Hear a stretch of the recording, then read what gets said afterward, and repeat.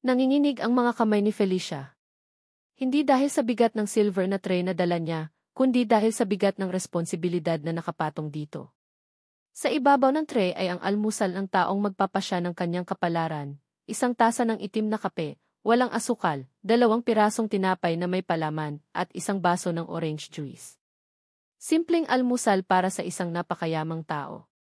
Ngunit para kay Feli, ang almusal na ito ang kanyang pag-asa. Para kay inay, bulong niya sa sarili, habang maingat na humahakbang sa malapad at makintab na sahig ng mansyon ng mga Alcantara. Bawat hakbang ay isang panalangin. Sana magustuhan ni Sir Rivero. Sana maging maayos ang unang araw niya. Sana makatagal siya sa trabahong ito para maipagamot ang nanay niya at maipagawa ang munti nilang bahay sa Batangas na laging binabaha. Nang marating niya ang pasilyo patungo sa opisina ng kanyang teaser, huminga siya ng malalim. Ito na. Ito na ang simula ng lahat. Kumatok siya ng 3 beses, mahina at magalang. Walang sumagot. Kakatok sana siyang muli nang biglang bumukas ang pinto. Isang malakas na blag. Hindi niya nakita kung ano ang bumangga sa kanya. Naramdaman na lang niya ang pagtilapo ng tray mula sa kanyang mga kamay. Narinig niya ang pagkabasag ng tasa at baso. At sa isang iglap, ang lahat ng pag-asa na dala-dala niya kanina ay naging isang malagkit na mansa sa sahig, at sa isang tumpok ng mga puting papel sa ibabaw ng isang malaking mesa. Ang itim na kape. Ang mainit at itim na kape ay dumanak sa mga blueprint. Nanlaki ang mga mata ni Feli. Ang kanyang puso ay tila huminto sa pagtibo. Naitakip niya ang 2 kamay sa bibig habang pinapanood ang dahan-dahang pagkalat ng maitim na likido sa mga asul na linya ng isang detalyadong plano. Ano nang ginawa mo? Isang boses, malalim at puno ng galit, ang bumasag sa kanyang pagkakatulala. Sa unang pagkakataon, nag-angat siya ng tingin. Nakatayo sa harap niya ang isang lalaking matangkad, nakasuot ng puting t-shirt at pajama pants. Ang buhok nito ay magulo pa, halatang kagigising lang. Ngunit ang mga mata nito ay nanlilisik sa galit. Siya si Anger Rivero Alcantara. Ang kanyang amo. Ang taong sisirain niya ang araw at marahil ang buong proyekto. Sir. Pipatawad Podi. Nanginginig ang boses ni Feli, hindi niya mahanap ang mga tamang salita. Hindi ko po sinasadya. Hindi siya pinansin ni River. Dumiretso ito sa mesa at tiningnan ang mga nabasang papel na may pangingilabot. Alam mo ba kung ano to? Sigaw nito, hindi pa rin nakatingin sa kanya. Ito ang final blueprint para sa Alcantara Tower. Ilang linggo kong pinagpuyatan to. At sa isang iglap lang, sinira mo. Pipasensya na po talaga, Sir D. Hagulgol ni Feli habang pinupulot ang mga bubog sa sahig. Ang panginginig ng kanyang mga kamay ay napalitan ng panginginig ng buong katawan. Takot. Hiya. Ang 2 emosyon na iyon ay tila isang lason na kumakalat sa kanyang sistema. Huwag mo nang pulutin yan, sabi ni River, sa wakas ay hinarap siya. Tiningnan siya nito mula ulo hanggang paa, na maihalong pandidiri sa mga mata. Ano bang alam ng mga tulad mo sa halaga ng mga bagay na to? Ang alam mo lang ay magdala ng kape at manira ng gamit. Ang mga salita ni River ay parang mga punyal na tumusok sa puso ni Feli. Totoo, isa lang siyang kasambahay. Totoo, galing lang siya sa probinsya. Pero hindi ibig sabihin noon ay wala na siyang alam sa salitang ihalaga. Alam na alam niya ang halaga ng bawat sentimong kikitain niya dito. Alam niya ang halaga ng buhay ng kanyang ina. Pero wala siyang lakas ng loob na isagot iyon. Sa halip, yumuko na lang siya at paulit-ulit na bumulong ng sorry po, sir. Sorry po, T. Umalis ka na sa harapan ko, malamig na utos ni River. Bago pa ako tuluyang mag-init ng ulo at mapalayas kita ngayon din. Hindi na naghintay ng isa pang salita si Feli. Mabilis siyang tumalikod at halos takbuhin ang daan palabas ng opisina, dala-dala ang kahihiyan at ang mga basag na piraso ng kanyang pangarap. Nagkulong siya sa maliit niyang kwarto sa likod ng mansyon. Doon, sa ibabaw ng kanyang manipis na kutson, umiyak siya ng umiyak. Ang unang araw niya ay isang ganap na kalamidad. Paano na ang kanyang pamilya? Nang gabing iyon, hindi siya mapakali. Inaalala niya ang mukha ni River, ang galit, ang pagkadismaya. Ngunit mas inaalala niya ang mga blueprint. Naalala niya ang mga perpektong linya, ang mga detalyadong sukat. Kahit sa maikling sulyap, nakita niya ang galing sa likod ng mga guhit na iyon. Ang ama niya ay isang karpintero. Bata pa lang siya, mahilig na siyang tumulong sa pagguhit ng mga simpleng plano para sa mga munting bahay na itinatayo nito. Iyon ang tanging talento na mayroon siya. Isang ideya ang biglang pumasok sa kanyang isip. Isang ideya na mapanganib pero baka ito na lang ang tanging paraan. Naghintay siya hanggang sa tumahimik ang buong bahay. Sigurado siyang tulog na ang lahat. Dahan-dahan, na parang isang magnanakaw, lumabas siya ng kanyang kwarto. Bawat kaluskos ng sahig ay nagpapatindig ng kanyang balahibo. Bawat anino ay tila isang bantay na handang sumigaw. Nang marating niya ang pinto ng opisina ni River, marahan niya itong itinulak. Bukas. Maingat siyang pumasok. Ang tanging liwanag ay nagmumula sa buwan sa labas ng malaking bintana. Nakalatag pa rin sa mesa ang mga blueprint, tuyo na ngunit lukot at may mga kupas na bahagi kung saan tumama ang kape. Kumuha siya ng lapis at ruler mula sa isang lalagyan sa gilid ng mesa. Huminga siya ng malalim, ipinikit ang mga mata, at dinasal na sana ay tama ang kanyang ginagawa. Sinimulan niyang sundan ang mga kupas na linya. Gamit ang kanyang memorya sa mga nakita niya kanina at ang kanyang likas na galing sa pagguhit, dahan-dahan niyang binuhay muli ang mga nawalang detalye. Ang kanyang mga kamay, na kaninang umaga ay nanginginig sa takot, ngayon ay kalmado at tiyak. Bawat guhit ay perpekto. Bawat numero ay isinulat niya ng maingat. Sa mga sandaling iyon, hindi siya si Feli, ang katulong na tanga. Siya si Felicia, ang anak ng karpintero, na may pag-unawa at paghanga sa sining ng pagtatayo. Hindi niya namalayan ang oras. Nang matapos siya, sumisikat na ang araw. Pagod na pagod, ngunit may kaunting ngiti sa kanyang mga labi. Hindi man ito perpektong-perpekto, alam niyang mas maayos na ito kaysa kanina. Mabilis niyang iniligpit ang kanyang mga ginamit at dahan-dahang lumabas ng opisina. Kinaumagahan, sinadya niyang dumaan ulit sa pasilyo papunta sa opisina. Bahagi ng kanyang trabaho ang maglinis doon. Saktong pagdaan niya, bumukas ang pinto. Si River. Nakatayo ito sa gitna ng opisina, hindi gumagalaw. Nakatingin ito ng diretso sa mga blueprint sa ibabaw ng kanyang mesa. Ang mukha nito ay hindi nagalit. Sa halip, ito ay puno ng pagtataka, pagkalito, at isang emosyon na hindi mabasa ni Feli. Dahan-dahan, itinaas ni River ang kanyang tingin. Ang mga mata nito ay hindi na nakatingin sa blueprint, kundi sa direksyon ng pinto, kung saan siya nakatayo. Nagtama ang kanilang mga paningin sa loob lamang ng isang segundo. Mabilis na nag-iwas ng tingin si Feli at nagmamadaling lumayo, ang puso niya ay kumakabog na naman ng malakas. Hindi niya alam kung ano ang iniisip nito. Galit pa rin ba ito? O baka mas lalo pa itong nagalit dahil pinakialaman niya ang gamit nito. Ang tanging sigurado niya ay ang imahe ni Engre Rivero Alcantara, nakatayo na parang isang estatwa, habang nakatingin sa gawang hindi nito inakala na kaya niyang gawin. Hindi maalis sa isip ni Rivero ang blueprint. Buong araw, habang nasa meeting siya, kasama ang ibang mga engineer at kliyente, ang imahe ng mga perpektong linyang iginuhit sa ibabaw ng mga mansa ng kape ang paulit-ulit na bumabalik sa kanya. Hindi iyon gawa ng isang professional. May kaunting pagkakaiba sa bigat ng guhit, ngunit ang katumpakan at ang pag-unawa sa bawat detalye iyon ang nakapagtataka. Parang ang gumawa niyon ay naiintindihan ang kaluluwa ng disenyo. Sino? May isang tao lang siyang naiisip. Ang babaeng iyon. Ang katulong na halos mapaiyak niya kahapon. Si Feli. Imposible, sabi ng isang bahagi ng kanyang utak. Paano magagawa ng isang simpleng probinsyana ang ganoong bagay? Ngunit isa pang bahagi, ang bahaging mas lohikal, ang nagsasabing siya lang ang posibleng gumawa noon. Siya ang natapunan. Siya ang may motibo para subukang itama ang kanyang pagkakamali. Pag-uwi niya ng bahay ng gabing iyon, hindi siya mapakali. Pagod siya mula sa trabaho pero ang utak niya ay gising na gising. Hindi siya dumiretso sa kanyang kwarto.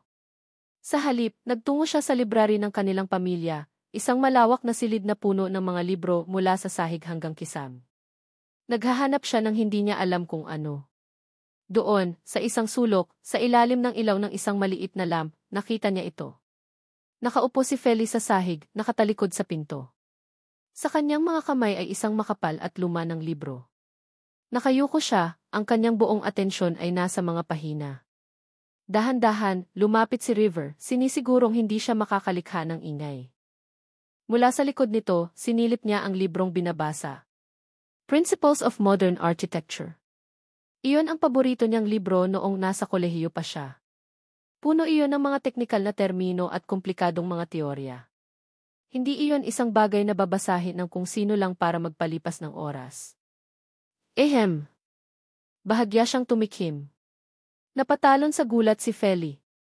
Mabilis nitong isinara ang libro na parabang nahuli sa isang kasalanan. Namumula ang kanyang mukha nang humarap ito sa kanya.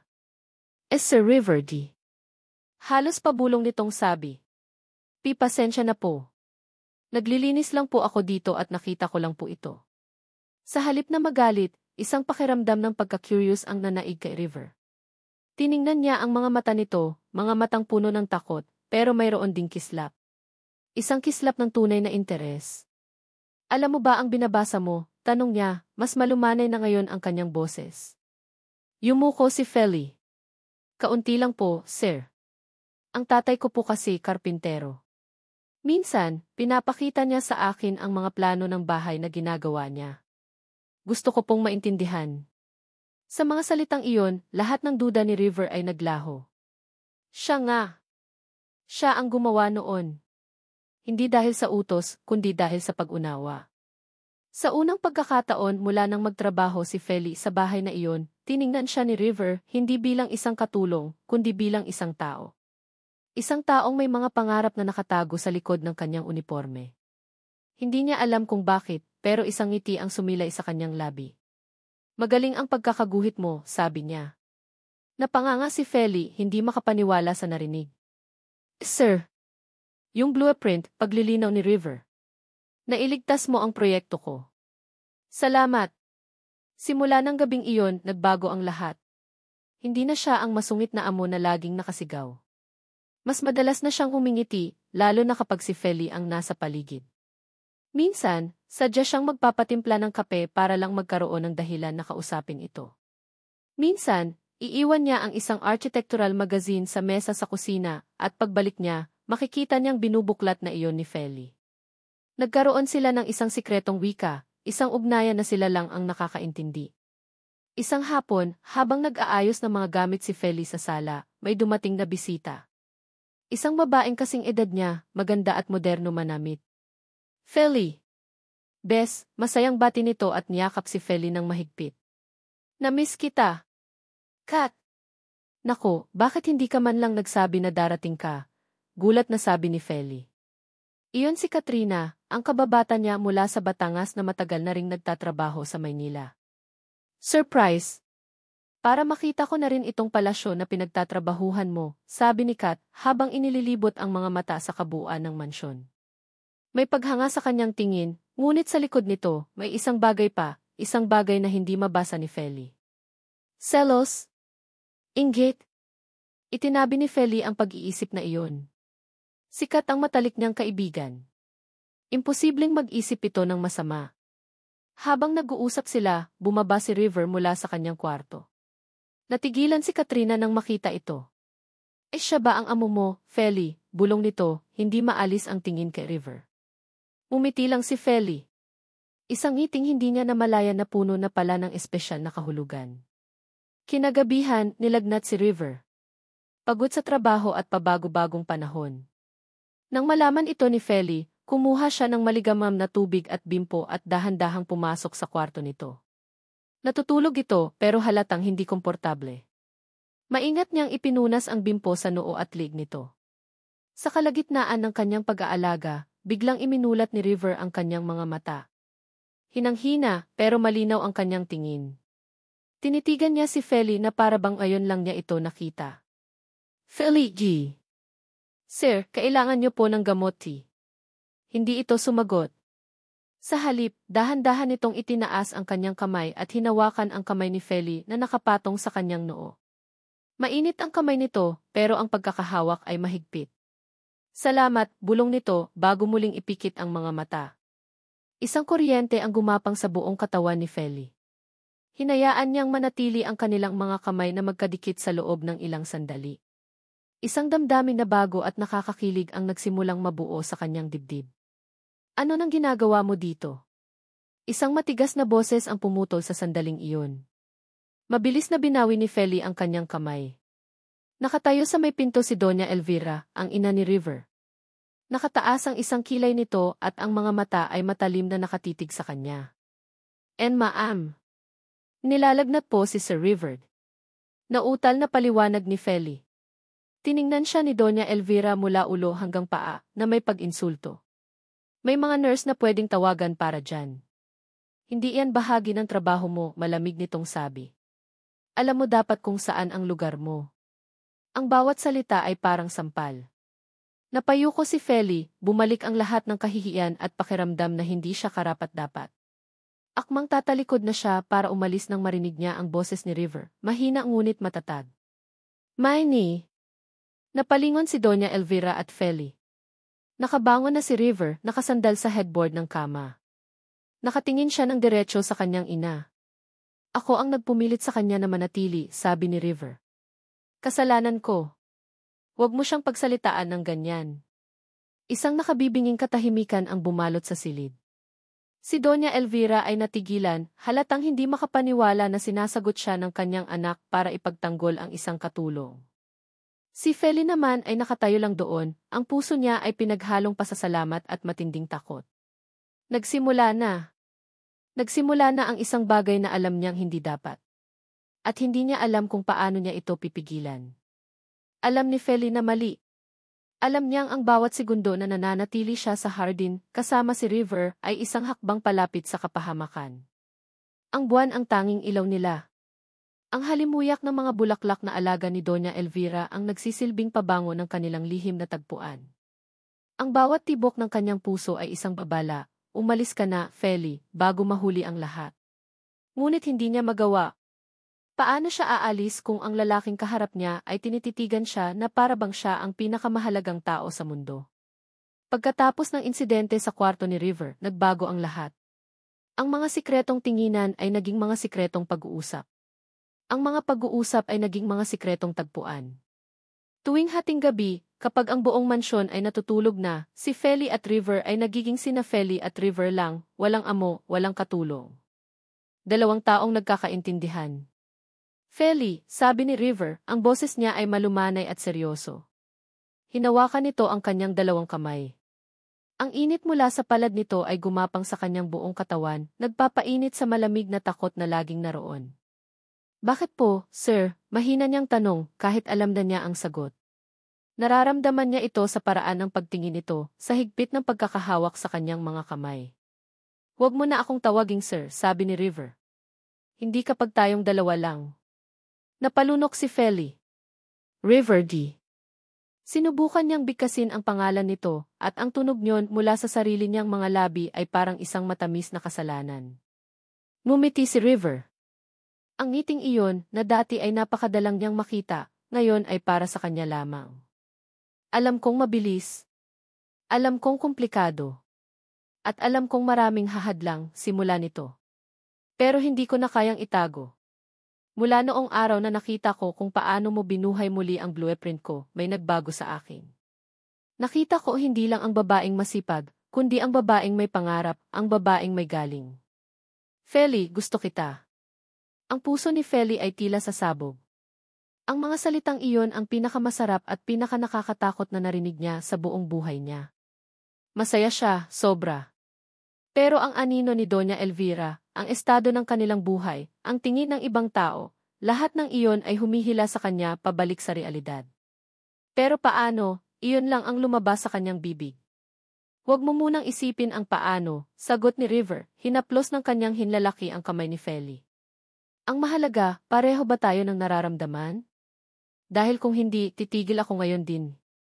Tumingin si Feli sa mga mata ni River. Nakita niya roon ang sinseridad, ang pag-aalala, ang pag-asa. Paano niya itatanggi ang sarili niyang nararamdaman? Paano niya ipagkakaila ang kilig sa tuwing nagtatama ang kanilang mga mata, ang saya sa tuwing nagkakausap sila? Dahan-dahan tumango siya. Isang maliit na tango na nagsasabi ng lahat. Sa isang iglap, ang lahat ng kanyang alinlangan ay naglaho ng yakapin siya ni River. Isang yakap na mahigpit at puno ng pangako. Sa ilalim ng sinag ng buwan, sa gitna ng hardin ng mga alkantara, nagsimula ang isang bawal na pag-ibig. Ang mga sumunod na araw ay parang isang panaginip. Ang mansyon na dati ay simbolo ng kanyang mabigat na trabaho ay naging palasyo ng kanilang mga sikreto. Isang text message mula kay River sa gitna ng araw na nagsasabing iingat ka, ay sapat na para pakiligin siya. Isang deki na paghawak sa kanyang kamay habang nagkakasalubong sila sa pasilyo. Isang bulaklak na rosas na iiwan nito sa ibabaw ng kanyang unan na itatago niya sa ilalim ng kanyang kama na parang isang kayamanan. Para siyang lumalakad sa alapaap. Dahil sa sobrang saya, hindi na niya napigilang ibahagi ito sa kanyang matalik na kaibigan. Nagkita sila ni Katrina sa isang maliit na kainan sa labas ng subdivision sa araw ng kanyang day off.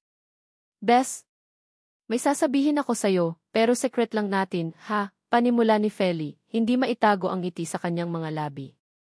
Ano iyon? Mukhang masaya ka, sagot ni Kat, habang humihigop ng kanyang soft drinks. Kami na ni River. Halos may buga ni Katrina ang iniinom. Ano? Yung amo mo? Seryoso. Tumango si Feli, ang kanyang mga mata ay nagniningning. Bes, mahal niya raw ako. At mahal ko na rin yata siya. Saglit na natigilan si Katrina. Ang ngiti sa mukha nito ay bahagyang naglaho, napalitan ng isang ekspresyon na hindi mabasa ni Feli. Ngunit sa isang iglap, bumalik din ang masayang ngiti. Wow! Congratulations, Bes! Sabi ko na nga ba, may something sa inyo eh. I'm so happy for you, sabi nito at niyakap si Feli. Gumaan ang loob ni Feli. Salamat, Bes. Ikaw lang ang nakakaalam nito, ha? Mahirap na, baka malaman ng nanay niya.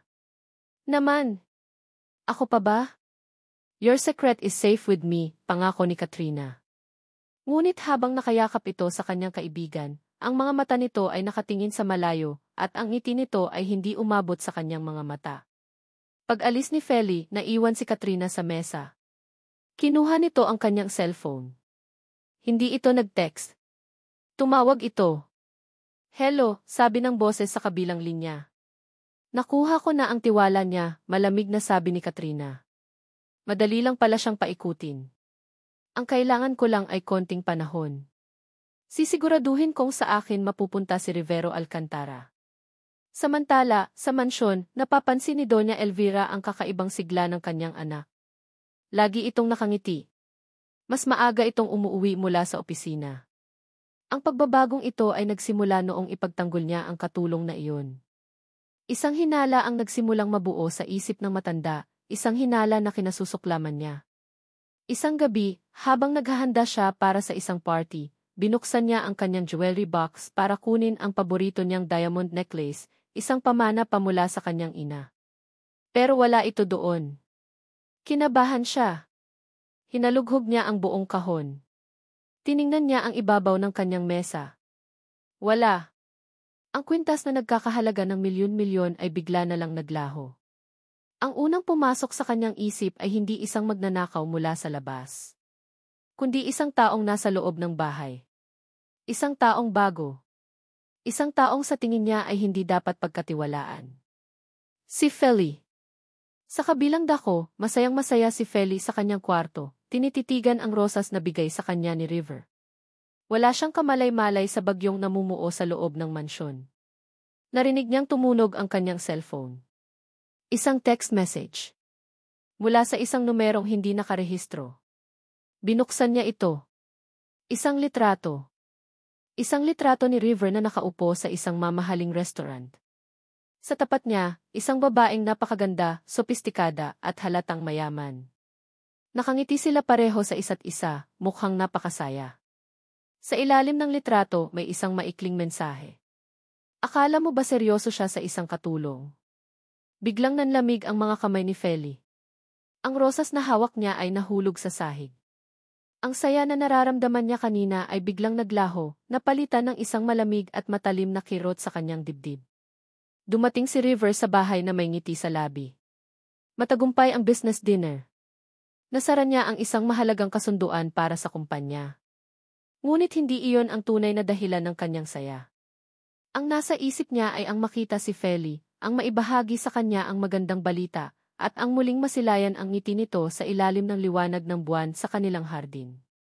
Ngunit ang ngiting iyon ay agad na naglaho nang makita niya ito sa kusina. Nakatayo lang si Feli sa tapat ng lababo, pero hindi ito gumagalaw. Ang mga balikat nito ay bahagyang nakayuko. May lungkot sa buong tindig nito na hindi niya nakita kailanman. Feli, tawag niya. Lumingon ito. At sa isang iglap, alam ni River na may mali. Wala na ang kislap sa mga mata nito. Napalitan iyon ng isang malamig at malayong tingin. Ang paraan ng pagtingin nito sa kanya ay parang nakatingin ito sa isang estranghero. May problema ba? Tanong niya, lumalapit. Walang imik na iniabot ni Feli ang cellphone nito. Sa screen, nakita niya ang sarili niya. Nakangiti. At sa tapat niya, si Isabella, ang anak ng business partner ng kanyang ama. Ang litrato ay kinunan mula sa isang anggulo na nagmukhang napaka-intimate ng kanilang pagkikita. Bumuntong hininga si River, pinaghalong inis at pag-aalala ang naramdaman. Saan mo nakuha to? May nag-text po, sagot ni Feli, ang boses ay walang emosyon, ngunit narinig ni River ang bahagyang panginginig doon. Feli, makinig ka, sabi niya, sinubukang abutin ang kamay nito, ngunit umiwas ito. Nasaktan siya sa ginawa nito. Business dinner yan. Si Mama ang nag-set up. Wala lang yan. Trabaho lang. Tumingin sa kanya si Feli at sa mga mata nito ay nakita niya ang laso ng pagdududa. Naniniwala ako sa'yo, sabi ni Feli, pero ang mga mata nito ang nagbubunyag ng kasinungalingan. Pero, sino ang magte-text sa akin ito? At bakit? Para saktan ako. Ang mga tanong na iyon ay hindi para sa kanya, kundi para sa sarili nito. Mga tanong na isinilang mula sa takot na kinakaharap ng lahat ng nasa katayuan niya, na baka isa lang siyang panandali ang libangan. Hindi ko alam, Feli. Pero alamin ko, matigas na sabi ni River. Ang kailangan ko lang ay magtiwala ka sa akin. Mahirap magtiwala kung ganito, mahinang sagot nito, bago tumalikod para harapin muli ang lababo, isang malinaw na senyales na tapos na ang usapan. Iyon ang kanilang unang tunay na pagtatalo. At iniwan yon ang isang mapait na lasa sa bibig ni River. Nasaktan siya hindi dahil pinagdudahan siya, kundi dahil sa isang iglap, bumalik sila sa dati. Siya ang mayamang amo. Siya ang katulong. Ang pader na pinagsikapan nilang gibain ay muling itinayo ng isang litrato at isang mensahe. Kinabukasan, naramdaman niya ang lamig sa pagitan nila. Hindi na ito sumasalubong sa kanya ng isang munting ngiti. Ang mga tingin nila ay laging umiiwas. At sa gitna ng tensyon na iyon, dumating si Katrina. Nakita sila ni River mula sa itaas ng hagdanan. Nakaupo ang dalawa sa sala. Nakita niya kung paano ikinuwento ni Feli ang nangyari, ang panginginig ng mga balikat nito. At nakita niya kung paano ito niyakap ni Katrina, hinahagod ang likod na parabang isang tunay na nag-aalalang kaibigan. Basta mag-iingat ka, Feli, narinig niyang sabi ni Katrina, sapat lang ang lakas para umabot sa kanyang pandinig. Mahirap magtiwala, lalo na sa mga mayayaman. Baka para sa kanila, laro-laro lang ang lahat. Nagsiklab ang galit sa dibdib ni River. Lason. Iyon ang ginagawa ng babaeng iyon. Sa halip na pag-aanin ang loob ng kaibigan, binubuhusan pa nito ng gasolina ang apoy ng pagdududa.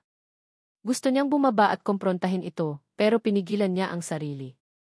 Ano ang sasabihin niya? Na narinig niya ang usapan nila? Lalo lang lalaki ang gulo. Sa mga sumunod na araw, lalong lumayo ang loob ni Feli sa kanya. At habang lumalayo ito, nagsimulang kumalat ang lason sa sistema ni River. Isang hapon, nakita niya si Feli sa hardin, kausap si Mang Cardo, ang matandang driver ng pamilya. Nagtatawanan sila. Isang simple at inosenteng tawanan tungkol sa mga halaman.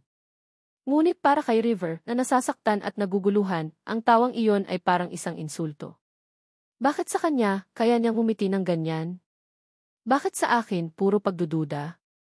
Isang damdamin na hindi niya pa naramdaman dati ang kumulo sa loob niya. Selos. Pangit ito at hindi makatwiran pero totoo. Isang linggo bago ang kaarawan ng kanyang ama, pumasok si River sa kanyang walk-in closet. May inihanda siyang espesyal na regalo, isang mamahaling silk na necktie na may kulay na royal blue, ang paboritong kulay ng kanyang ama. Maingat niya itong itinago sa isang kahon sa likod ng kanyang mga damit. Ngunit nang hahanapin na niya ito para ipag-gift wrap, wala na ang kahon. Nawawala. Kinutuban siya ng masama. Sino ang papasok sa closet niya? Tanging ang mga pinagkakatiwala ang katulong lang ang naglilinis doon. At isa na roon si Feli. Mabilis niyang iwinaksi ang ideya. Hindi. Hindi iyon magagawa ni Feli. Bumaba siya, balak sanang tanungin ang mga kasambahay kung may nakita sila. Naabutan niya sa may sala si Feli at Katrina, mukhang paalis na ang huli. O sige, Bes, una na ako ha, sabi ni Katrina. Salamat sa pagdalaw, Kat, sagot ni Feli. Habang inaayos ni Katrina ang strap ng kanyang handbag, nadulas ito mula sa kanyang balikat at bumagsak sa sahig. Bumukas ito at kumalat ang laman, isang pitaka, lipstick, pulbos, cellphone at isang maliit, pamilyar na kahon. Mula sa kahon, lumabas ang isang piraso ng royal blue na tela. Ang nawawala niyang necktie. Natigilan ang lahat. Nanlaki ang mga mata ni Feli, na patingin mula sa necktie papunta sa mukha ni Katrina. Si River, na nakatayo sa paanan ng hagdan, ay nanigas. Mabilis na kumilos si Katrina. Agad niyang dinampot ang necktie at ang kahon, isang pagkataranta ang panandali ang gumuhit sa kanyang mukha bago ito napalitan ng isang pilit na tawa. Ay, naku. Ito pala. Pasensya na, Feli. Binili ko to para sana ibigay mo kay Sir River. Surprise gift mo sana para sa papa niya. Kaso nahulog pa. Sira na ang sorpresa. Nakahinga ng maluwag si Feli. Ang pagdududa sa kanyang mukha ay napalitan ng hiya at pasasalamat. Naku, Kat. Salamat. Nakakahiya naman sa'yo, nag-abala ka pa. Umiti si Katrina. Ano ka ba? Para sa'yo, no? Hindi nagsalita si River. Nakatayo lang siya roon, pinapanood ang eksena. Ang paliwanag ni Katrina ay mabilis at tila kapanipaniwala para kay Feli. Ngunit para kay River, isang engineer na sanay sa lohika at detalye, may mali. Bakit bibili si Katrina ng regalo para ibigay ni Feli? Bakit ito nasa bag niya na parabang itinatago? Ang mga tanong ay nagsimulang maglaro sa kanyang isip. Ngunit bago pa siya makapagsalita, kinuha na ni Feli ang necktie mula kay Katrina at lumapit sa kanya, isang nahihiyang ngiti ang nasa labi. Sir, para po sa inyo, sa papa niyo pala. Kinuha ni River ang kahon. Ang mga daliri niya ay bahagyang dumampi sa kamay ni Feli. Ngunit ang tingin niya ay hindi nasa kanya. Ito ay nasa likod ni Feli, nakatutok sa mga mata ni Katrina, na mabilis na nag-iwas ng tingin. May mali. At sa unang pagkakataon, nagsimula siyang maghinala hindi kay Feli, kundi sa matalik nitong kaibigan. Gumaan ang pakiramdam ni Feli. Pagkatapos ng insidente sa necktie, tila bumalik sa dati ang lahat. Naging mas malambing ulit si River, at ang mga pagdududa na idinulot na misteryosong text message ay unti-unti nang humupa. Naniwala siyang marahil ay nag-o-overthink lang siya. Naniwala siyang ang pagmamahal na nararamdaman niya ay totoo at sapat na. Isang hapon, habang naglilinis siya ng sala, muling dumating si Katrina. May dala itong isang bot ng juice. Bes, sakto, napadaan lang ako, masayang bati nito. Mainit ang panahon, di ba? Timbog, pampalamig. Napangiti si Feli. Naku, salamat, Kat, tamang-tama, nauuhaw na nga ako. Ibinuhos ni Katrina ang juice sa 2 baso. Inabot nito ang isa kay Feli. Cheers sa ating friendship, sabi nito, itinaas ang kanyang baso. Itinaas din ni Feli ang sa kanya. Cheers! Nagtawanan sila at ininom ang juice.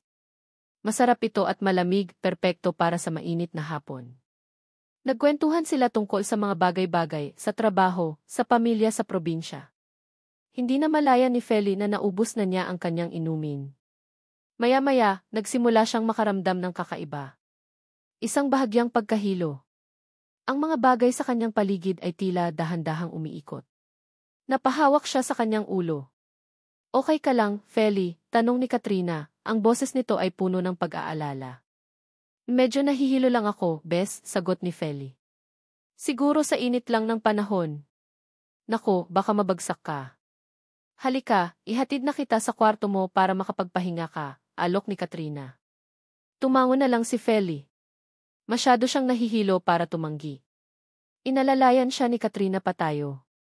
Habang naglalakad sila sa pasilyo, lalong lumalala ang kanyang pagkahilo. Ang kanyang mga binti ay parang naging halaya. Bawat hakbang ay mabigat. Kat, hindi ko na yata kayat. Mahina niyang sabi.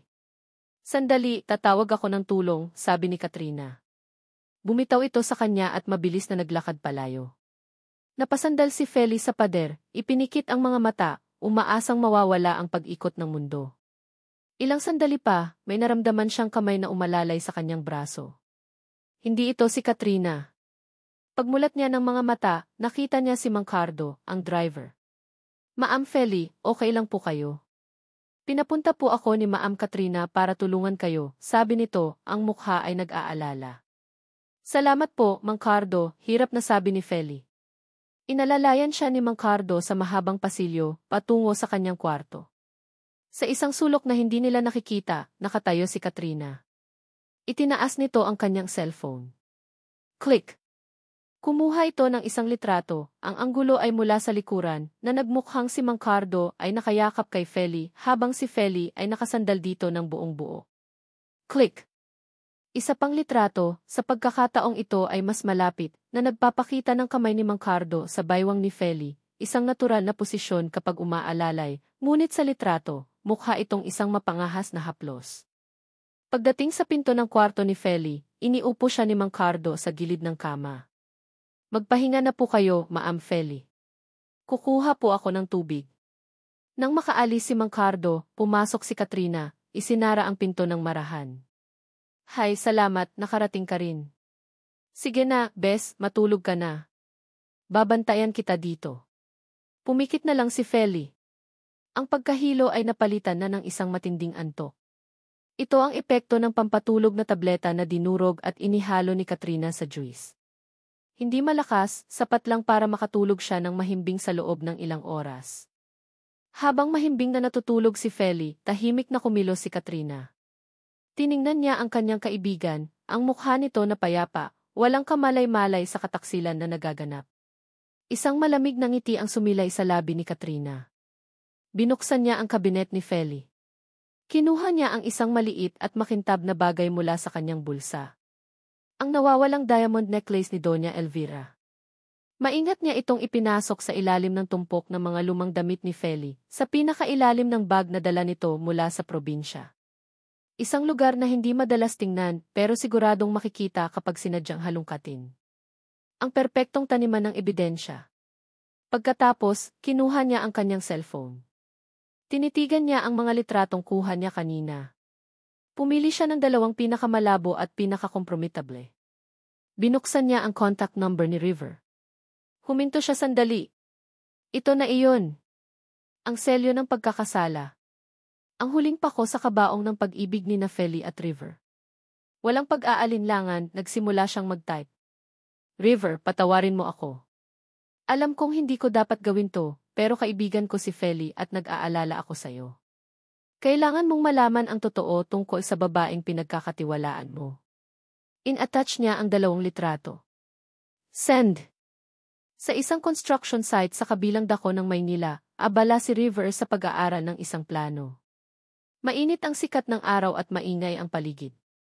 Ngunit ang isip niya ay nasa mansyon, nagbibilang ng oras hanggang sa muli niyang makita si Feli.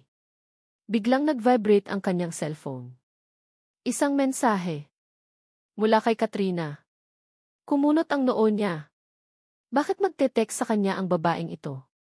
Binuksan niya ang mensahe. Binasa niya ang mga salita. At pagkatapos, tiningnan niya ang mga naka-attach na litrato. Sa unang litrato, nakita niya ang likod ni Feli, nakasandal sa dibdib ng isang lalaki. Sa pangalawang litrato, mas malinaw na. Si Mang Cardo. Ang kamay nito ay nasa baywang ni Feli. Isang matinding katahimikan ang bumalot sa isip ni River, mas malakas pa kaysa sa ingay ng construction site. Ang hangin ay tila nawala sa kanyang mga baga. Tinitigan niya ang screen, paulit-ulit, na para bang kapag tinitigan niya ito ng matagal ay magbabago ang imahe. Pero hindi. Nandoon pa rin. Si Feli. Sa mga bisig ng ibang lalaki. Ang pagmamahal, ang tiwala, ang kilig, lahat ng iyon ay biglang naglaho. Sa isang iglap, napalitan iyon ng isang malamig at matalim na sakit. Isang sakit na mabilis na naging isang nagangalit na apoy ng galit. Isinara niya ang kanyang mga palad. Ang cellphone ay halos mabasag sa higpit ng kanyang pagkakahawak. Ang mga ugat sa kanyang lieg at braso ay nagsilabasan. Ang mga mata niya ay nanlilisik, nakatingin sa kawalan, ngunit ang nakikita niya ay ang mukha ni Feli, ang mukha na pinagkatiwalaan niya, ang mukha na minahal niya, ang mukha na ngayon ay simbolo ng isang kasinungalingan.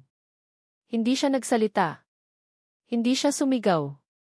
Basta na lang siyang tumalikod, naglakad patungo sa kanyang sasakyan, at pinaharurot ito paalis. Ang tanging nasa isip ay ang umuwi at harapin ang babaeng sumira sa kanyang puso. Ang lakas ng kalabog ng pinto ang gumising kay River. Hindi. Hindi siya natutulog. Simula nang makita niya ang mga litratong iyon, ang isip niya ay isang naggangalit na bagyo. Bawat kilometro na tinakbo ng kanyang sasakyan pauwi ay nagparamdam sa kanya ng bawat uri ng sakit, pagtataksil, galit, pagkabigo. Para siyang pinagtulungan ng lahat. Ang babaeng minahal niya at ang kaibigan nitong ahas. Pagpasok niya sa sala, naabutan niya ang eksenang mas nagpasiklab sa kanyang galit. Nandoon si Feli, gising na at mukhang naguguluhan pa. Nandoon si Katrina, kunwari inaalo ito. At nandoon ang kanyang ina, si Doña Elvira, na may matalim na tingin, naglalakad pa ikot-ikot na parang isang tigre. River, mabutit dumating ka, bungad ni Doña Elvira. May dapat kang malaman tungkol sa babaeng ito na pinagtatanggol mo. Ngunit hindi sa ina niya nakatingin si River. Ang mga mata niya ay nakapako kay Feli. Dahan-dahan siyang lumapit sa coffee table, at walang salitang ibinagsak ang kanyang cellphone dito. Ang screen, bukas pa rin, ay nagpapakita ng mga litrato. Isang kolektibong paghinga ang narinig sa silid. Nanlaki ang mga mata ni Feli. Tiningnan niya ang cellphone, pagkatapos ay tumingin siya kay River, ang mukha ay puno ng pagkalito. A River ano to? Hindi. Hindi totoo yan. Hindi totoo, malamig na tanong ni River, ang bawat salita ay may bigat. Kung hindi totoo, ano ang tawag mo dyan, Feli? Bakit ka nakasandal sa kanya? Bakit hawak niya ang baywang mo? Nahihilo ako kanina, sigaw ni Feli, ang mga luha ay nagsisimula ng mamuo sa kanyang mga mata. Ang epekto ng gamot ay medyo naroon pa, kaya't ang kanyang isip ay hindi makapag-isip ng tuwid. Tinulungan niya lang ako. Si Katrina ang... Ako, mabilis na sabat ni Katrina, ang mukha ay nagpapanggap na nasasaktan. Feli, bakit mo ako idinadamay? Nakita ko kayo, pero hindi ko akalain na ganyan. Sinungaling, iyak ni Feli, napatingin siya kay Katrina na maihalong galit at hindi makapaniwala. Ikaw ang nagbigay sa akin ng juice. Pagkatapos nyon, nahilo ako. Aba, at ako pa ngayon ang may kasalanan, sabi ni Katrina, umiiyak na rin. River, patawad. Gusto ko lang siyang tulungan. Pero hindi ko alam na may relasyon pala sila ni Mang Cardo. Walang relasyon, sigaw ni Feli, ang kanyang boses ay basag na. Tumingin siya kay River, nagmamakaawa. River, maniwala ka sa akin. Pakanan niya lang to lahat. Pero ang mukha ni River ay isang blankong pader. Ang sakit na naramdaman niya ay naging isang matigas na bato na humaharang sa anumang paliwanag. Ang nakikita niya lang ay ang ebidensya sa kanyang harapan. Ang mga litrato. Ang mga kasinungalingan. Ang pagtataksil. Tama na, sigaw ni Doña Elvira, na tila nasiyahan sa nangyayari. Nakita mo na, River. Manloloko ang babaeng ito. At hindi lang yan. Sigurado akong siya rin ang kumuha ng kwintas ko. Ano pong kwintas? Gulat na tanong ni Feli. Ang gulo ay lalong lumalaki at hindi na niya maintindihan ang mga nangyayari. Huwag ka nang magmaang-maangan, sabi ni Doña Elvira. Humarap ito sa ibang mga kasambahay na nakikiusyoso na. Halughugin ninyo ang kwarto niya. Ngayon din. Ma, ano ba, saway ni River, ngunit ang kanyang pagsaway ay mahina, walang lakas. Hati ang isip niya. Gusto niyang maniwala kay Feli, ngunit ang ebidensya ay napakalinaw. Huwag po, pagmamakaawa ni Feli, sinubukang harangan ang mga kasambahay, ngunit hinawakan siya sa braso ni Katrina. Hayaan mo na sila, Feli. Kung wala kang tinatago, wala silang makikita, bulong nito, na parang laso na gumapang sa kanyang tainga. Walang nagawa si Feli kundi ang manood habang ang kanyang munting pribadong espasyo ay ginagalugad. Ang kanyang mga damit ay inilabas sa aparador. Ang kanyang mga personal na gamit ay inilatag sa kama. Isang paglapastangan. At pagkatapos, nangyari na nga. Isang kasambahay ang naglabas ng isang luma at gutay-gutay na bag ang bag na dala niya mula sa probinsya. Mula sa ilalim ng mga damit, isang bagay ang kumislap. Isang diamond necklace. Isang nakabibinging katahimikan ang muling bumalot sa sala. Lahat ng mga mata ay nakatingin sa kwintas, pagkatapos ay kay Feli. Namilog ang mga mata ni Feli. Hindi siya makagalaw. Hindi siya makahinga. Parang isang masamang panaginip. Paanong napunta yan dyan? Magnanakaw. Manloloko, umalinggaw ang boses ni Doña Elvira sa buong bahay. Hindi lang malandi, isa ka ring magnanakaw. Dapat sa'yo mabulok sa kulungan. Napaluhod si Feli. Ang lakas sa kanyang mga tuhod ay biglang nawala. Ang lahat ng akusasyon, ang mga litrato, ang kwintas, ay parang isang higanting alon na tumangay sa kanya. Tumingin siya kay River, ang kanyang huling pag-asa. Naghahanap ng kahit kaunting pagtitiwala sa mga mata nito. Ngunit ang nakita niya ay lalong nagpaguho sa kanyang mundo. Ang pagdududa sa mga mata ni River kanina ay napalitan ng isang bagay na mas masakit, pagkasuklam. Isang malamig at matalim na pagkasuklam na tumago sa kanyang puso na parang isang piraso ng yelo. Para kay River, iyon na ang huling patunay. Ang pagnanakaw. Ang kasinungalingan. Lahat ay magkakaugnay. Ang babaeng minahal niya ay isang ilusyon. Ang totoong Feli ay ang babaeng nakaluhod ngayon sa kanyang harapan, isang manloloko at isang magnanakaw. Sa tabi niya, dahan-dahang inilagay ni Katrina ang kamay nito sa kanyang balikat. Isang kilos ng pakikiramay. River, I'm so sorry, bulong nito, ang boses ay puno ng peking awa. Hindi sumagot si River. Hindi niya inalis ang tingin niya kay Feli na umiiyak na ngayon ng walang tunog. Dahan-dahan, kinuha niya ang kanyang cellphone mula sa mesa. Nakita ni Feli ang ginawa niya. Nakita niya ang pagpindot nito sa screen. Isang pakiusap ang nabuo sa kanyang mga mata, isang tahimik na pagsigaw na, huwag. Ngunit hindi tumingin si River sa kanya. Ipinikit nito ang kanyang mga mata na para bang nasasaktan at pagkatapos ay idinikit ang cellphone sa kanyang tainga. Hello? Police? Ang bawat salita ay isang hatol ng kamatayan para sa puso ni Feli. Ang lalaking pinangakuan niya ng kanyang tiwala, ang lalaking minahal niya ng buong puso, ang siyang maglalagay sa kanya sa impyerno. Walang narinig si Feli kundi ang pagtibok ng sarili niyang puso. Isang mabagal, mabigat, at masakit na pagtibok sa gitna ng isang nakabibinging katahimikan. Ang bawat tibok ay isang paalala, ito na ang katapusan. Narinig niya ang papalapit na tunog ng sirena, isang nakahihilakbot na awit na nagbabadya ng kanyang pagbagsak. Nakaluhod pa rin siya sa sahig, ang mga mata ay nakapako sa kawalan. Ang mamahaling alpombra sa ilalim ng kanyang mga tuhod ay hindi niya maramdaman, ang tanging nararamdaman niya ay ang lamig. Isang lamig na nagmumula sa loob, kumakalat mula sa kanyang dibdib patungo sa dulo ng kanyang mga daliri. 2 pulis ang pumasok. Ang kanilang mga asul na uniforme ay isang malupit na paalala ng realidad sa loob ng marangyang sala. Ang kanilang mga mukha ay seryoso at walang emosyon. Lumapit ang isa sa kanya. Tumayo po kayo, magalang ngunit matigas na utos nito. Sinubukan niyang tumayo, ngunit ang kanyang mga binti ay ayaw sumunod. Isa sa mga kasambahay ang umalalay sa kanya, ngunit ang pagkakahawak nito ay may pag-iingat na para bang siya ay isang maruming bagay na ayaw nitong mahawakan. At pagkatapos, narinig niya ang tunog na habang buhay niyang hindi malilimutan. Ang malamig, metalikong pag-click ng posa sa kanyang mga pulsuhan. Click! Isang tunog na nagselyo sa kanyang kapalaran. Isang tunog na humatol sa kanya bago pa man siya malitis. Itinaas niya ang kanyang mga kamay, tinitingnan ang bakal na gumapos sa kanya. Magnanakaw. Manloloko. Ito na siya ngayon.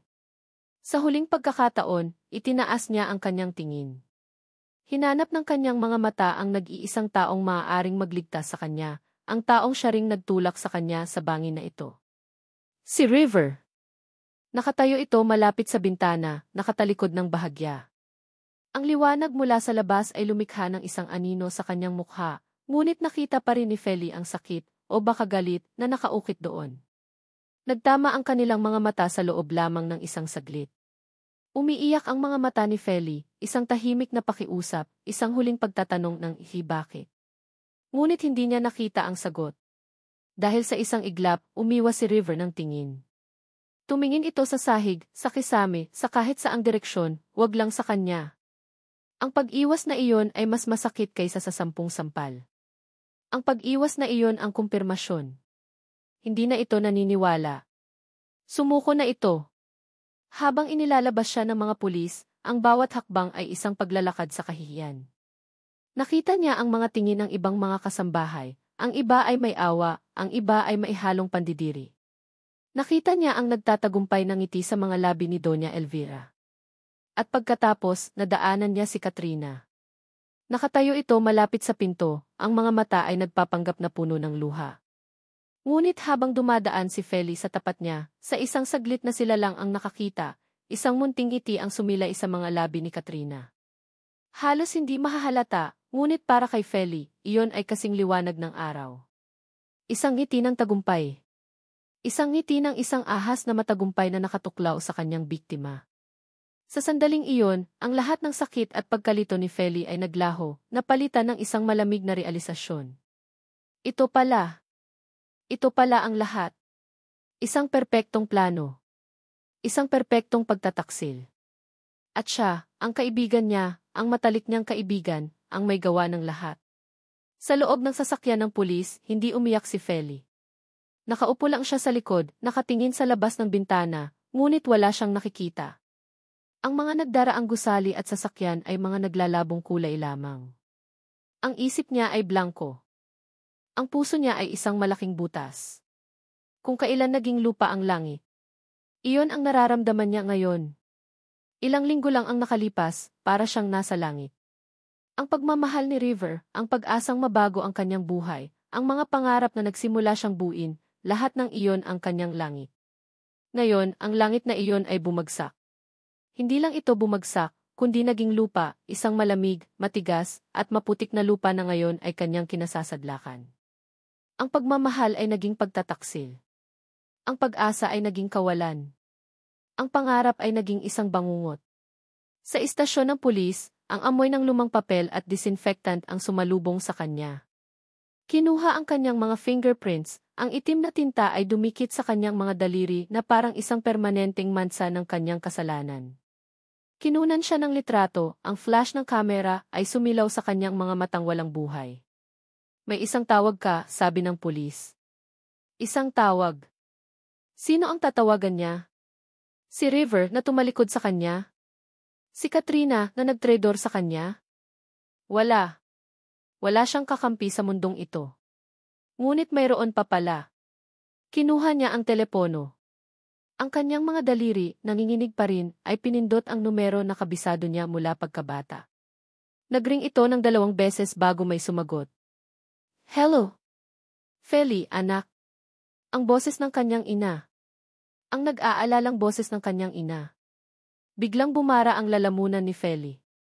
Inay ni. Sabi niya, sinisikap na gawing normal ang kanyang boses.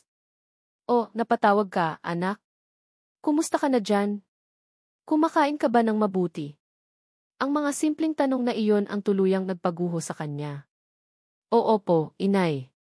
Okay lang po ako, sabi niya, ngunit ang boses niya ay basag na. Kaya kumakain po ako. Kayo po uminom na po ba kayo ng gamot? Anak, huwag mo kaming alalahanin dito. Ang mahalaga ay ikaw. Masaya ka ba dyan sa trabaho mo?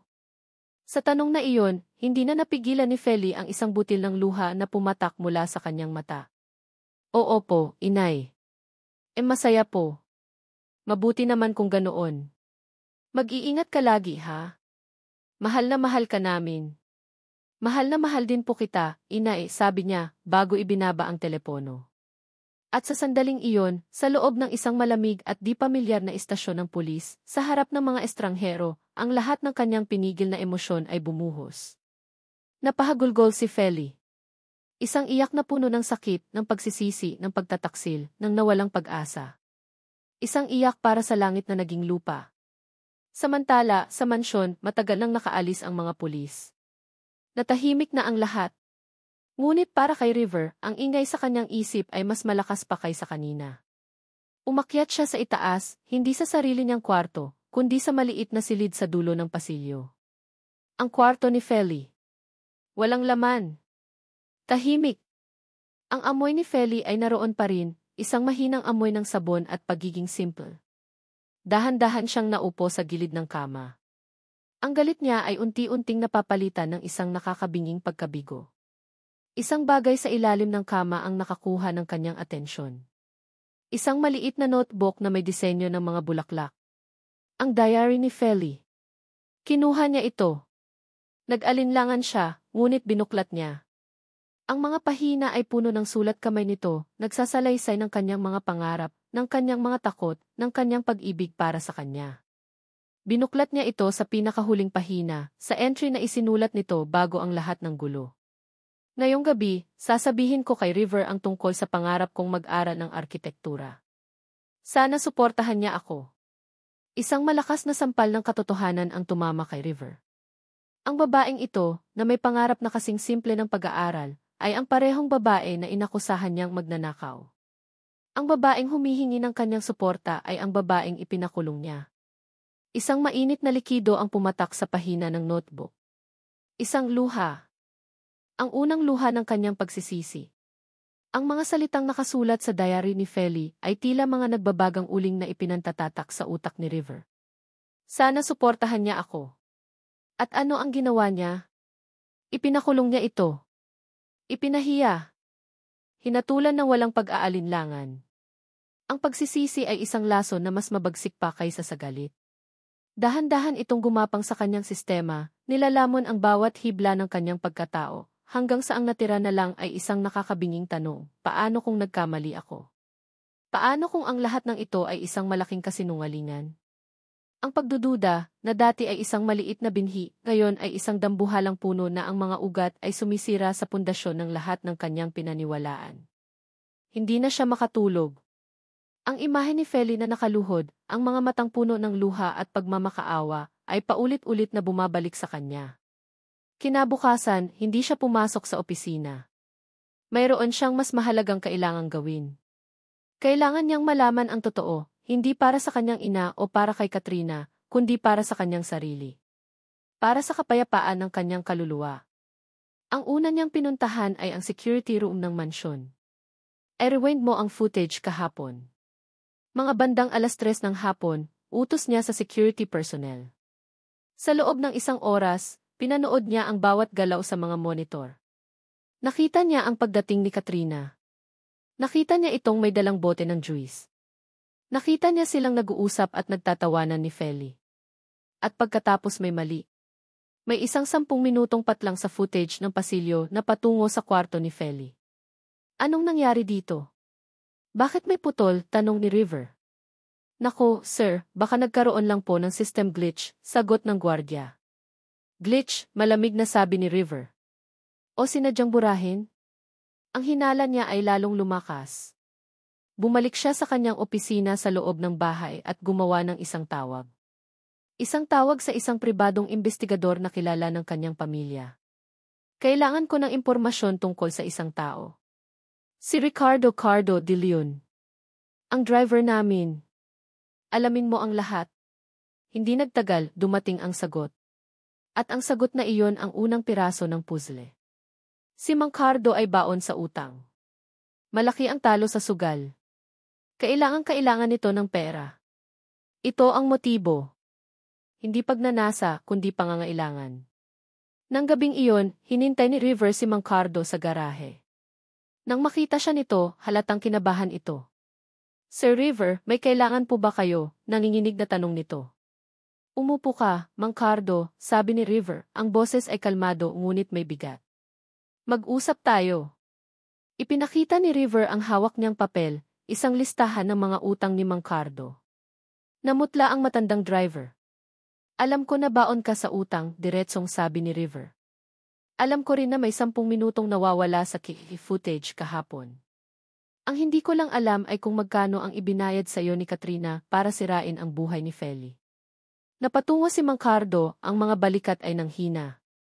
Ang kanyang pagtatago ay tapos na. Patawad po, Sir Lee. Hagulgol nito. Napilitan lang po ako. Tinakot niya po ako. Sabi niya, kung hindi ako susunod, isusumbong niya ako sa mga pinagkakautangan ko. May pamilya po ako, Sir Lee. Ang totoo, Mang Cardo. Yun lang ang kailangan ko, sabi ni River. Ang kanyang puso ay kumikirot para sa matanda, ngunit mas nangingibabaw ang galit niya kay Katrina. Maingat niyang pinindot ang record button sa kanyang cellphone na nakatago sa kanyang bulsa. At nagsalita si Mang Cardo. Ikinuwento niya ang lahat. Ang tungkol sa pampatulog na inihalo sa juice. Ang utos ni Katrina na alalayan si Feli sa pasilyo. Ang pagkuha nito ng mga litrato. Ang pagbabanta. Ang pera na ibinigay sa kanya. Ang bawat salita ay isang pako na lalong tumutusok sa dibdib ni River. Patawad po, sir. Patawarin niyo po ako, di. Pagmamakaawa ni Mang Cardo. Tutulungan kitang bayaran ang mga utang mo, sabi ni River. Pero kailangan kong gamitin ang testimonya mo. Kinabukasan, ipinatawag ni River si Katrina sa mansyon. Dumating ito, ang mukha ay puno ng peking pag-aalala. River, kumusta ka na? Nabalitaan ko ang nangyari kay Feli. I'm so sorry, kasalanan ko to, sana hindi ko na lang sinabi sa'yo. Naupo si River sa sofa, sa mismong lugar kung saan gumuho ang mundo ni Feli. Tiningnan niya si Katrina, ang babaeng tinuring na kaibigan ng taong mahal niya. Nga, kasalanan mo nga, mahinahon niyang sabi. You're a good friend. A very concerned friend. Ginawa ko lang yon dahil nag-aalala ako sa'yo, malambing na sabi ni Katrina. Talaga? Nag-aalala ka kaya nagdala ka ng juice na may pampatulog? Natigilan si Katrina. Ang ngiti sa kanyang labi ay naglaho. Anong sinasabi mo? Nag-aalala ka kaya binayaran mo si Mang Cardo para magpanggap na may relasyon sila ni Feli. Patuloy ni River, ang kanyang boses ay nagsisimula ng tumigas. Hindi ko alam ang sinasabi mo. Nasisiraan ka na ba ng ulo? Sigaw ni Katrina, nagsisimula ng mataranta. Sa halip na sumagot, kinuha ni River ang kanyang cellphone. Pinindot niya ang play. Ang boses ni Mang Cardo, nanginginig at puno ng pagsisisi, ay umalinggaw sa tahimik na sala. Pinainom po niya ng juice. May pampatulog po. Inutusan niya akong alalayan. Kumuha po siya ng mga litrato. Bawat salita mula sa recording ay parang isang suntok sa mukha ni Katrina. Ang kulay ay nawala sa kanyang mukha. Ang kanyang mga mata ay nanlaki sa takot. Tapos na. Huli na siya. Ang takot na iyon ay mabilis na napalitan ng galit. Ang maskara ng pagiging mabait ay tuluyang nahulog, inilalantad ang totoong halimaw sa ilalim nito. Ako nga, sigaw niya, ang boses ay puno ng puot. Ginawa ko iyon. Dahil sa akin dapat ang lahat ng ito. Ang buhay na ito, ang yaman, ikaw. Dapat sa akin yan. Hindi sa isang probinsyanang katulong na tulad niya na wala namang ginawa kundi maging kaawa-awa. Ano nang mayroon siya na wala ako? Nakatayo lang si River, tinitingnan siya na may halong pandidiri at awa. Sinira mo ang buhay niya dahil sa inggit, tanong ni River, hindi makapaniwala. Karapat-dapat lang sa kanya iyon, tumatawang sabi ni Katrina, isang tawang may halong kabaliwan. Para maranasan niya ang nararamdaman ko. Ang laging maging pangalawa. Ang laging naiiwan. Isang tunog mula sa itaas ng hagdanan ang pumutol sa kanyang pagwawala. Nakatayo roon si Doña Elvira. Narinig niya ang lahat. Ang kanyang mukha ay isang maskara ng pagkagulat at hindi makapaniwala. Nakatingin siya kay Katrina, pagkatapos ay kay River, at sa wakas, tila sa sarili niyang mga kamay na siyang nagtulak sa sitwasyon. Natigilan si Katrina. Natigilan din si River. Tumingin si River sa kanyang ina. Ang sakit, ang galit, ang pagsisisi, lahat ay nag-uumapaw. Sa isang malamig at walang emosyong boses, binitiwan niya ang kanyang hatol. Makayo ang nagsimula ng lahat ng ito dahil sa pride ninyo. Hindi na niya hinintay ang sagot. Tumalikod siya, iniwan ang dalawang babae sa sala, ang arkitekto ng krimen at ang nagbigay daan dito.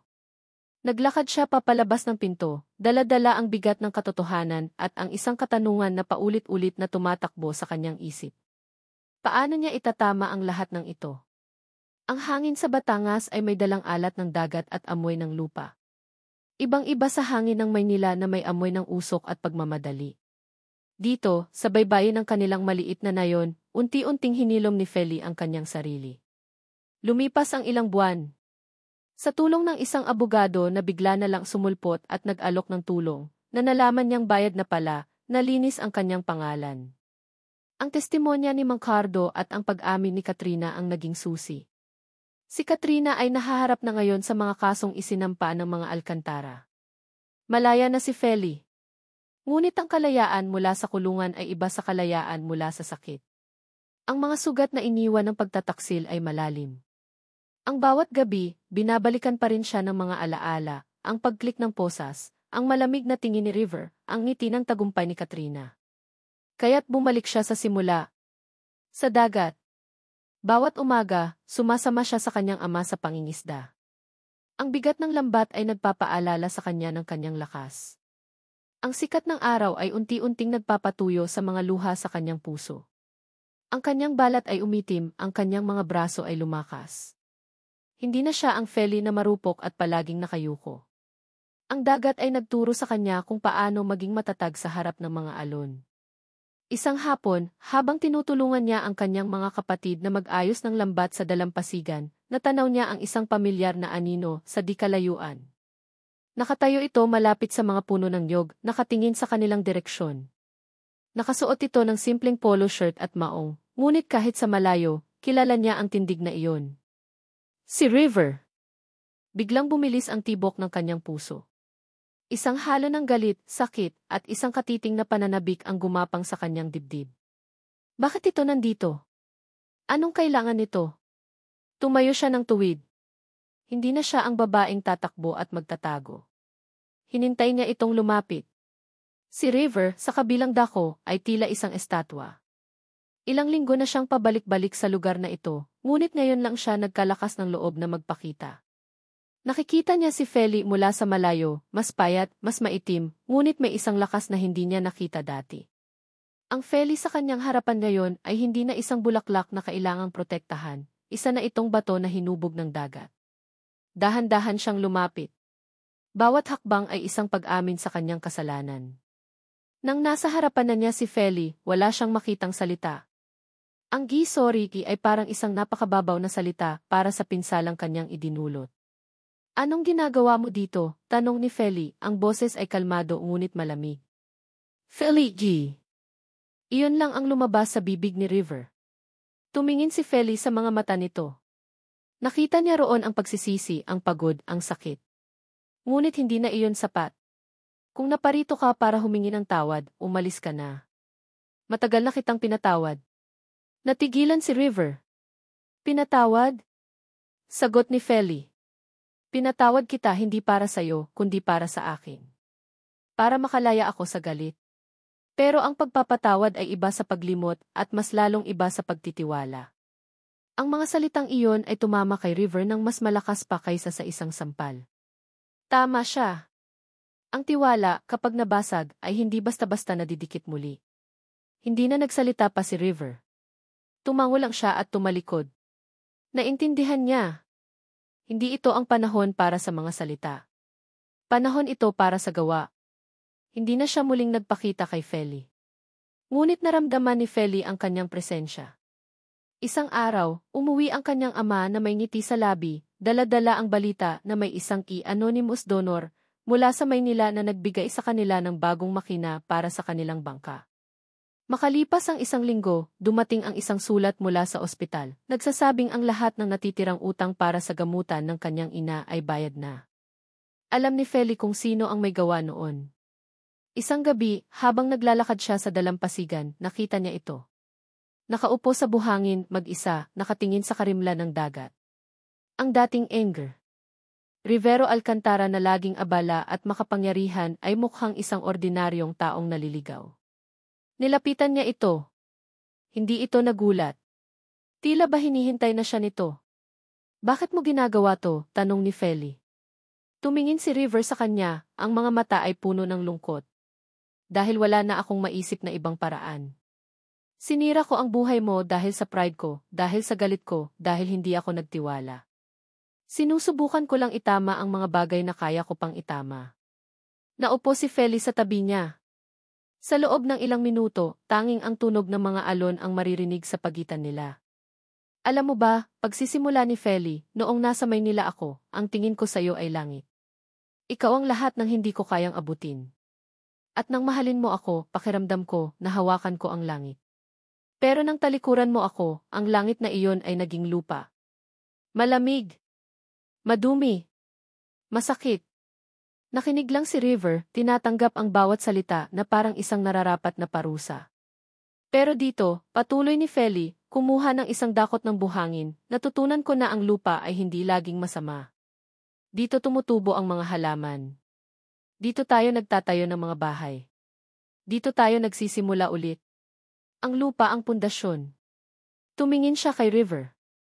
Ang tiwala ang pundasyon, River. At winasak mo ang sa atin. Iyon na.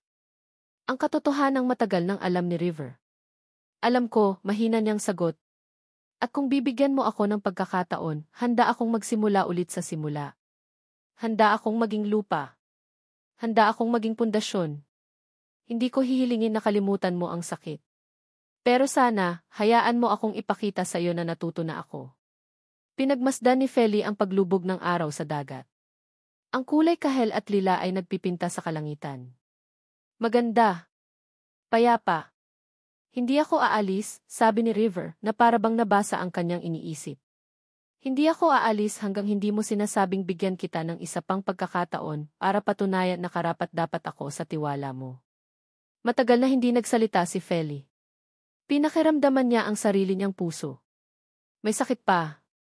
Ngunit mayroon na ring pag-asa. Dahan-dahan, sa ilalim ng papalubog na araw, iniabot niya ang kanyang kamay. Nag-alinlangan si River sandali na parabang hindi makapaniwala. At pagkatapos, dahan-dahan din niyang iniabot ang sa kanya. Hinawakan niya ang kamay ni Feli, hindi na tulad ng isang amo, kundi tulad ng isang taong nangangako. Magkahawak kamay, nagsimula silang maglakad sa dalampasigan. Ang daan sa kanilang harapan ay mahaba pa. Ang paghilom ay hindi magiging madali. Ngunit sa pagkakataong ito, hindi na sila nakatingin sa langit. Nakatayo sila sa lupa, sa isang pundasyon na sisimulan nilang muling itayo. Magkasama. At dito nagtatapos ang kwento ni Feli at River. Sa lahat ng aming minamahal na tagapakinig, mula sa kaibuturan ng aming mga puso, maraming salamat. Salamat sa inyong walang sawang pagsubaybay, sa bawat minutong inilaan ninyo upang samahan sina Feli at River sa kanilang masalimuot na paglalakbay. Habang isinusulat namin ang bawat kabanata, naramdaman din namin ang bawat pighati, bawat takot, at bawat munting kislap ng pag-asa ng ating mga bida. Naging isang hamon ang pagtahi sa isang kwento na hindi lamang magpapakilig, kundi mag-iiwan din ng aral na tatatak sa puso. Ang kung kailan naging lupa ang langit, ay isang paalala na ang tunay na pag-ibig ay hindi isang perpektong langit. Ito ay madalas na sinusubok ng bagyo, winawasak ng pagtataksil, at dinudungisan ng pagkakamali. Ngunit ito rin ay isang paalala na sa gitna ng pagguho, sa lupa mismo, doon natin matatagpuan ang pinakamatibay na pundasyon, ang pundasyon ng pagpapatawad, ng paghilom, at ng panibagong pagtitiwala. Sana, sa pagtatapos ng kwentong ito, baunin ninyo ang pag-asa na kahit gaano kadilim ang kahapon, laging may pagkakataon para sa isang mas magandang bukas. At higit sa lahat, sana ay huwag nating kalimutan na ang tiwala, kapag inalagaan, ang siyang pinakamatibay na tulay patungo sa walang hanggang pag-ibig. Hanggang sa muli nating pagkikita sa susunod na kwento. Ano ang masasabi ninyo sa paglalakbay ni Feli at River? Ibahagi ang inyong mga saloobin sa comment section. Lagi naming binabasa ang mga iyan. Paalam at isang mahigpit na yakap mula sa amin.